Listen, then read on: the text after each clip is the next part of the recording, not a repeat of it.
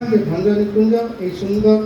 सुगंध यही मंच सीमित न रही समाजर प्रत्येक स्तर को व्यापित हम यही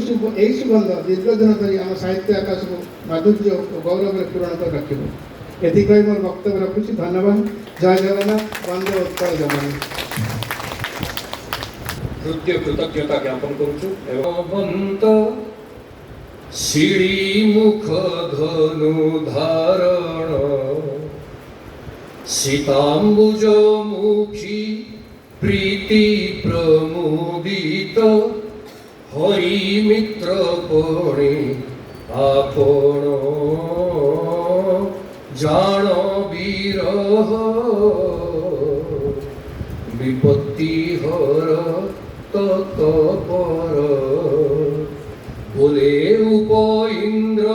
भंज वीरवर ए छंदति मनोहर जान विरह विपत्ति हर तत्पर। प्रातः स्मरणीय मो माटीर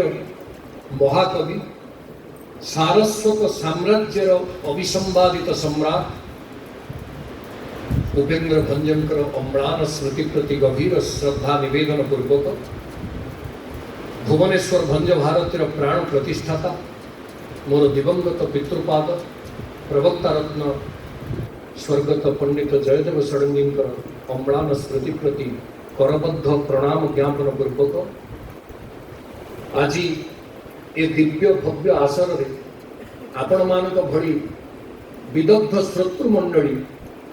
जो माने एठी उपस्थित अछंती भंज साहित्यर रसास्वादन पाई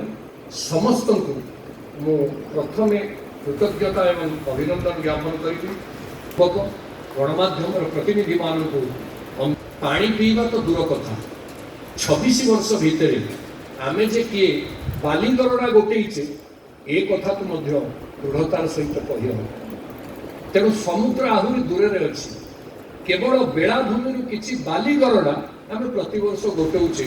किंतु बेलाभूमि की अतिक्रम कर समुद्रर जल को स्पर्श करवा एपर्यंत हो पारि ना जानी ए जन्म हम कि सुधीर अमर कोश पढ़ा जदि तू प्रकृति